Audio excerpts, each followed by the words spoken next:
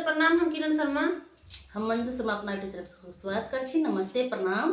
और हम दोनों देवरानी जेठानी जा रहल छी चुमान गीत गाबऽ। अहाँ सबके जे नीक लागत तऽ कमेंट करके जरूर बताएब। बहुत प्यारा गीत छै। अहाँ सबके उधर होइ छै कि नहीं होइ छै चुमान से हमरा पता नहीं अछि, लेकिन अहाँ सब की कहि रहल छी गीत के अहाँ सब जरूर कमेंट करके जरूर बताएब और जरूर शेयर करब, लाइक सब्सक्राइब जरूर अहाँ सब करब। आ फुल वॉच में अहाँ सब जरूर सुनब। बहुत प्यारा गीत छै। हमरा सबके इधर जो शादी विवाह भऽ कऽ अबै छै तऽ दुल्हा दुल्हन के घर आंगन में बैठा के खासकर चुमान करे छै। अहाँ सबके इधर होइ छै या नहीं होइ छै से अहाँ सब जरूर बता कऽ हमरा सबके कमेंट में जरूर बताएब। बेटियों विवाह में सिनुर पड़ऽ काल में गीत गायल जाइ छै।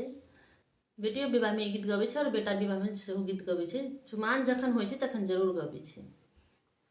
लाले लाले चंगेरिया में हरे हरे दूब है। लाले लाले चंगेरिया में हरे हरे दूब है। जम्मा जे चला लाना माया पान है।